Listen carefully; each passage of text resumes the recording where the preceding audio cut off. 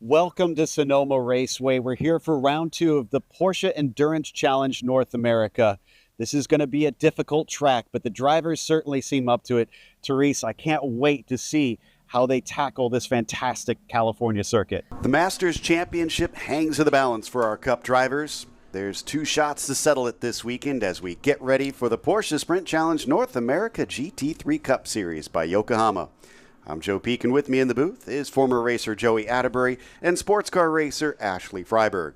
Absolutely. Only 12 turns around this track, and it's actually just over 2.5 miles.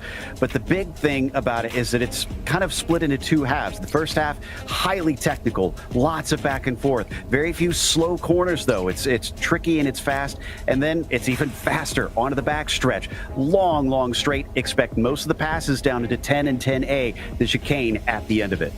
And that's how you get around Sonoma Raceway. We'll see if our drivers can do the same as we get ready for round two here at Sonoma. I'm glad you pointed that out. I think they're going to have to be on their toes for this race because those who are slightly out of position, remember, there's other drivers that are going to be fighting just as hard. They've got their own battles. Yes, for Tyler, he might be fighting for a championship, but everybody else around him probably doesn't care about that as much as he does. So the onus is on him to keep the car safe. They know that they've got less to lose. Love the views of this sprawling facility here amongst the hills and the foliage in Virginia as the leaves start to turn. But they're not turning yellow. They are going to be turning green on the flag stand here in just a moment. And it does now. Green flag is out and the horses are out of the barn. We come down towards turn one. The horseshoe sees a good jump for Will Lucas Salvatore in the battle for that lead. Whoa, way deep on the brakes there for Craig Capaldi. Does he actually make the corner? It looks like he does. I think he's our new leader. All lined up and ready to go for the start of our first ever Toyota GR Cup race here at Sonoma Raceway, protected by CrowdStrike. Waiting patiently for the green from the stand. It's going to be important getting position down into turns 1 and 2 here. And there is the green. We take off down into the first corner. Yeah, you don't want to be too wide through there, but everybody's very single file here at the start.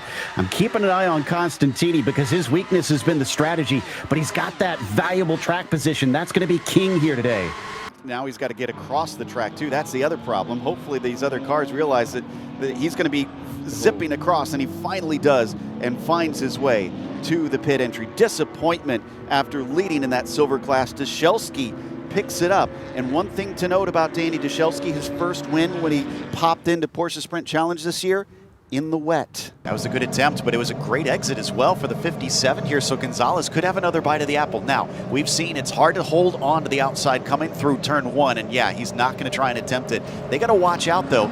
Look out behind them for the 55 of Kohlbecker. He's kind of lingering back there. Coming down into the braking zone, round the outside for the 3, using that 4-wheel drive. He's going to power by, but he's not done yet. The 17 fights back inside of turn 9. Will help him stay ahead, but just barely. The 3 will continue to try and hound him at every single corner, but still, he gets rebuffed. Costantino doing a phenomenal job. He really wants to try and sneak that away from him if he can without risking his own race. He's been getting the nose underneath. We're down to 2 to go, so time is running out. This will mean better start positions if he can get in there almost 4 wide and bump into both of them. That's Augustine. This is horrible news for him. The thing that struck me about that penultimate turn is that Craig, like you said, he chopped down, and there was no hesitation. He just slammed the door shut. And I feel like if I saw a car sticking its nose in, I would have maybe been a little bit more hesitant. This time we're going to go side by side up through the S's. Inside for the first part here for Buffkin. Then he'll be on the outside. He'll start to lose a little ground. And then it's a long right-hand sweeper on to the back straightaway. This should give him the advantage. And now he is finally a nose ahead. Almost squeezes Craig off the course. And Dan Ammon spies his chance. He's going to go side by side with a Star-Spangled car down into the braking of the inner loop. Finally, Ammon is back into 11th spot. He's right on top of him. They're coming up past the start-finish line. He's going to get a nice tow here. Is it going to be enough to try and make the move down into turn 1? He forces Chase to go defensive. Covers the inside. He'll go all the way to the inside. Very shallow entry into this right-hand corner. Gets chopped off at the apex as Chase says no. Not too great of a surprise. Let's see if Matt Travis can manage to hold on to this one. Whoa, Oh, big my goodness. slide coming out of 5 and 6 by the BMW. He's got a much better exit, though, and it looks like it will be advantage to the Random Vandals car coming down to the braking of turn 7. Textbook move into the left-hander, as easy as you like. Good catch on that one, and no doubt Dushelski's eyes have widened when he saw that. He'll have gotten a front row seat to it, but can he chuck himself into the action now and become a part of the show? And an ultra defensive line for Alan Metney covers him off down to the inside. They're side by side for the lead of this race, but Dushelski has to fade back. Rogers doesn't have the mental game, it seems. The car was decently fast, but now that he's been rattled, it looks like he's really on the back foot. 71 at Bocuse finally gives him a little bit of relief now that he's got to keep Workman behind him, but he's around the outside, way too far around the outside. The race is official. Wilson coming up to the back of Lowe. He's got to make 2 passes in 1 lap if he wants to deny Falkingham that first win. The current reigning champion already moving down to the inside. Garrett Lowe does not fight him hard. He allows him through. What can Daniel Falkingham do to hold on to this win? Are the tires enough for Steven Wilson? He doesn't have help from behind either. It has got to be all on that rubber to be able to drag himself up to the win. Down into turn 3. He gains yet more on the entry to the corner. The 54 trying to get down to the apron. Does he cover the inside in time? He does late. It balks the number 10 as they come to the turn 4 exit. Will this be enough, or is this going to be a run to the line? Steven Wilson follows him out, but no, he doesn't have the momentum as Falkingham is going to get his first win in eNASCAR. White flag from Barney as they come around for the final lap. Will he try and shove him out of the way? He gets right up there, but he doesn't push him, doesn't lean on him. He keeps it clean. Rumsey has 1 more corner to go, sends it in early to try and cover off a dive to the inside, and as he crosses the line, Logan Rumsey will win the round at Lincoln. Just a corner left to go for Will Lucas. They have been threatening that there will be rain and weather all weekend long. It's been sunny up to this point. The dark clouds, though, are not going to scare away Will Lucas, who comes in and takes a win in the Miles Cup here in the Ford Mustang Cup. Wheel spin for Tolan and really put paid to that one. Could not get the power down. Tries to break around the outside like his teammate did last time and pulls the same move back on him.